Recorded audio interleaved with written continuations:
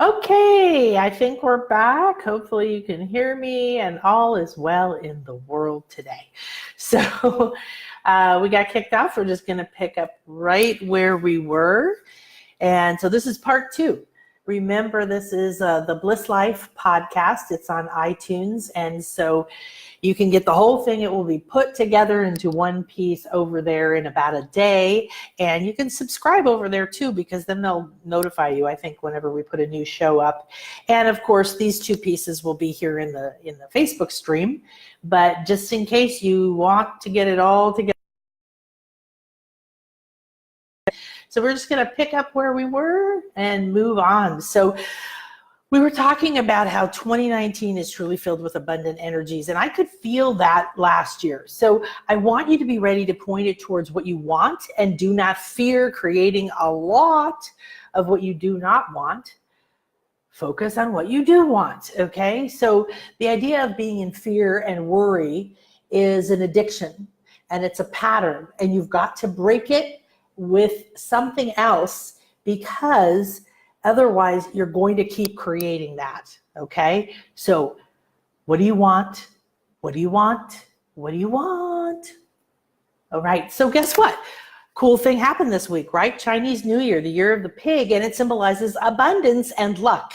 How beautiful. So whether or not you understand that or believe in that, the idea that an enormous amount of people on this planet are tuned into the idea and belief that because this is the year of the pig, that it is filled with abundance and luck. If you tune into astrology or cosmic events or energies in other ways, I'm probably going to say the same thing. And I'm going to tell you, this is what I personally felt and feel like. So the new year has just begun, and I want you to understand that I thought it was so cool because last week I said, hey, to me, this is the start of the new year. In the beginning, we're talking about how during January, it just takes a lot of adjusting and stuff. And kind of around February, now I'm going to just say, hey, around Chinese New Year is really when people are ready to step into what this year is going to become.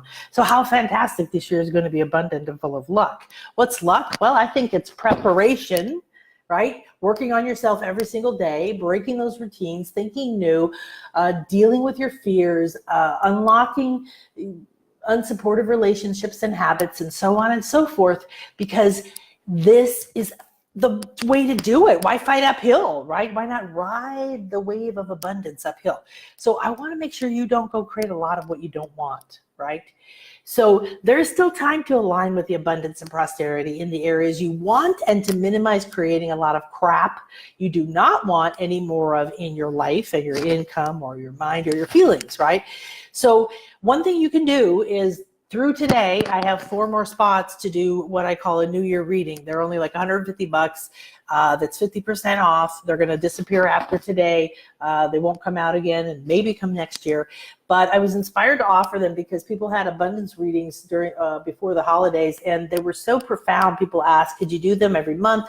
Could I get one every month? So I went ahead and put on there, you can get a New Year's reading free if you go to nanakasha.com and you buy a package, like 6 monthly readings or something like that, and then you get one of these free. But you can go get one of these for $150 right now, and we're going to do a reading and a healing and whatever. You can read more about it there, about kind of like what are the energies and patterns and best possible guidance for you at this time that will accelerate your abundance and joy, living your purpose in this next year. So I want you to tune in, that don't get into the depression that maybe you made some New Year's resolutions that you haven't done yet, or you feel like you've lost track and so therefore you're a loser. That's a pattern of the poor girl or poor guy in your head that you need to break right now, and tell them they got to go outside and they got to get a better attitude. And if you can't say anything nice, don't say anything at all, and start to put a new perspective, a new voice in that place, okay? So Joe Dispenza, who's been coming out with some cool stuff recently, and I've always liked his science behind how do you change your mind, how do you create your reality, just the same thing as we're talking about here. And he said, if you want a new outcome, so that would be, I want more money, or I want more inner peace, or I want more vitality, or more energy, or more optimism, or whatever it is, right? You will have to break the habit of being yourself and reinvent a new self. So years ago, I had meditations that was like your ideal day, that was a guided thing where you thought about and created your ideal day. And if you did something like that every single day, imagine what would happen. Okay, we are actually going in and we're revamping some of my old products, which were kick-ass, and some of them were big international sellers, and none of them have been available on the website for a while. And we're putting and updating them and even creating new ones. So keep your eye out for some small to a little bit bigger meditations and audios and things like that that will give you an easy way to reinvent a new self and break the habit of being yourself. So today, that's what we're talking about, right? Breaking the routine, and the abundance will follow. So right now, where you've been writing down anything so far, I want you to write down what is the new outcome and what habit within you are you going to have to break, and what would be your new self's habit. So this is what I call the poor girl or poor guy, wealthy woman or wealthy man. And you can just do it any way you want, or you can draw a line down the center of the paper and write poor girl on one side, wealthy woman on the other, or guy and man, and or person, or whatever you want. The poor girl is where you write down the habits of being yourself that are not supporting you, that tell you you're not good enough, make you hesitate, hold you back, hold on to sadness or pain, grief or fear, anger, revenge, anything, okay? Literally any feeling or any thought. So right now, just related to one area of your abundance, pick money if you'd like. It's the theme. This seems to be what everybody's asking about right now, and that's okay, because we need to heal our relationship with money. We need to break the old habit of fear and anger and all the other shit around money, and forgive ourselves and forgive money for what we've blamed it for. And we need to reinvent a new relationship with money, right? So what would be the poor girl attitude that is not allowing you to create a new outcome? So write the outcome at the top, right? So I'm going to write that I want to awake every day at a new level of excitement, anticipation, and joy. I'm going to say joyful excitement and anticipation. All right, that could be fearful, right? Awake every day at a new level of joyful excitement and anticipation about the infinite possibilities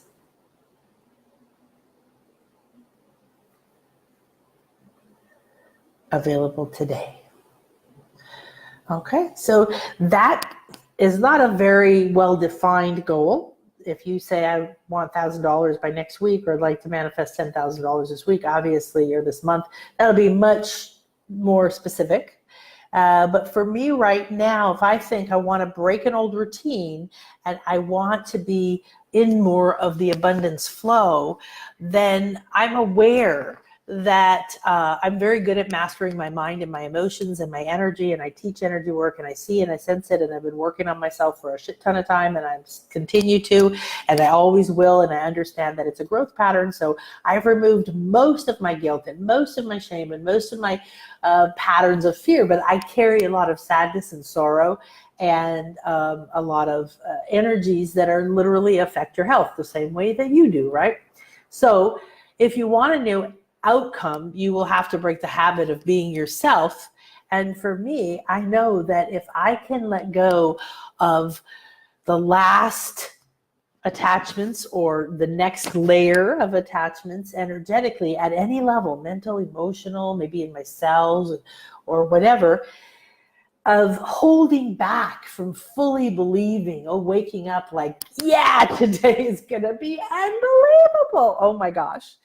And believe it because I accept and have gratitude for every single thing that shows up, because I trust that whatever it is, if it's something breaking down or falling apart, coming up, or something breaking through and building up, it's all the same. It's all movement. and it's leading me towards my new self if I'm clear on it. So what is your wealthy woman or wealthy man perspective or attitude? What's your poor girl one? So here's some questions for you. This is a little bit of abundance or money inner inquiry. I want you to get clarity on one thing. If we say money, you probably have a pretty good clarity of what money is. And if you want to put money into what we're talking about today, perfect. If you say abundance, however, which is a softer term, it's less threatening, it's less in people's face, and of course it also encompasses all areas of abundance, which is what we really want. Personally, do I want more money? Sure. But I don't want a lot more work or a lot more stress or a lot more assholes or a lot more whatever, right? Things that hurt my health. And so if I believe I have to work hard, I have to work with people I don't like or whatever else in order to make money, then me telling myself to have more money in my life is stressful. And then I'm going to need to address that particular fear. So abundance, though, is a lot. If you allow a lot more into your life, you're essentially allowing a lot more life force energy. And then you allow your eye, your mind, right, all of the parts of you to open to see more possibilities. It's literally like somebody goes, oh, let's open the curtains, let's open the doors, let's go for a walk, let's see what's available, let's go on the internet and Google. There's infinite abundance. It's a lot, but what do you want to direct it towards? So get clarity on what abundance and or money is to you. I want you to increase the tangibility. If you were looking to manifest a new life, that means tangible changes in your life, how you feel, who you live with, where you live, how you feel about money, how much money you actually have, how you feel about the people you work with, how much you're paid at work, whatever it is, okay? Every aspect of it, I want it to become more tangible, and this is how we create a new reality, right? Would you know it if you became abundant? Right? What I find for myself and other people is we get so steeped in trying to make it happen, or so steeped in we're worthy because we suffer and still suffering, or still trying to do it the old way, that we don't even notice how freaking abundant we are already.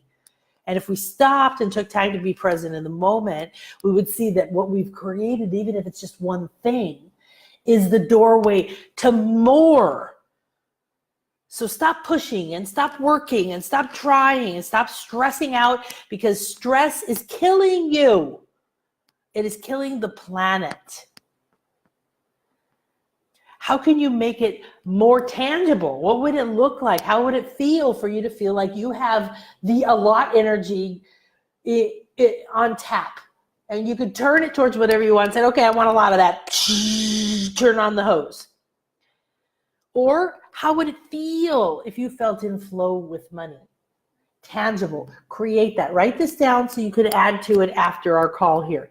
And then receptivity. So in manifesting and awakening your abundance, you need these three things: clarity, tangibility, and receptivity.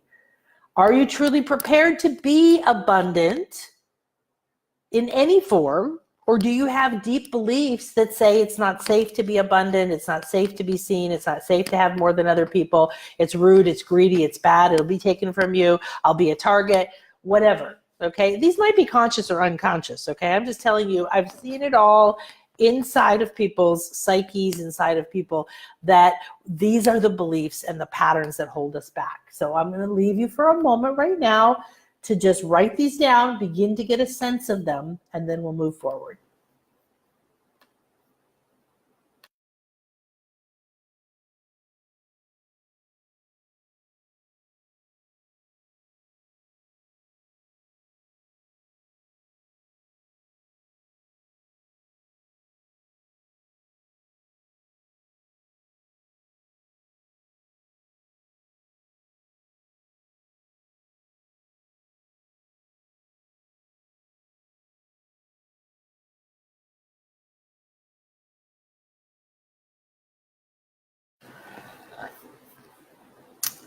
Okay, so welcome if you're just joining us. This is Nan Akasha from nanakasha.com, and this is the Bliss Life Podcast. And what we're doing today is we're talking about if you broke your routine, the same thoughts, the same patterns, the same times that you do things, the same people you're around, and you got out of your death zone or your comfort zone, right?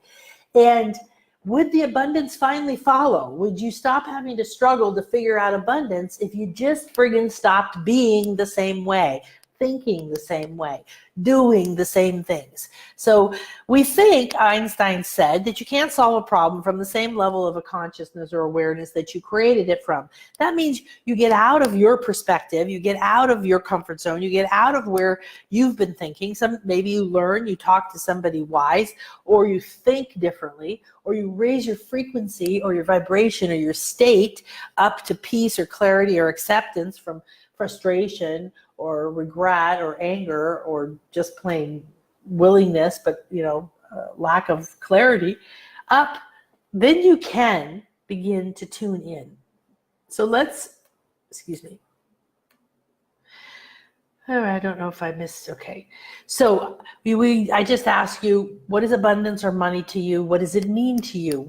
How specifically do you feel about it? Where does it come from? Do you want more streams of income? So is abundance cash flow, right? There's always money coming in every day from multiple streams. There's always money coming in from everywhere, multiple streams, right? Always. Effortless, right? Of income. I'm just writing something down. So do you like cash flow? Cash is flowing is a great thing. Having it to rely on. And right now you might be limited. Your poor girl says, your wealthy woman or man says, there's always money flowing in from multiple streams, always. And what does your poor girl say? What comes up in your head? Money only comes from my job, and I hate my job, or I can only work so many hours, or there's a limit to how high I can go within the company, or what? Where are you seeing lack versus flow? Is abundance a large salary, or a larger salary, or a larger income overall? I want to make $100,000 a year instead of 50, or 500,000 instead of 200,000, whatever. How about a big 401k? Does that make you feel abundant? Or a large client list? That makes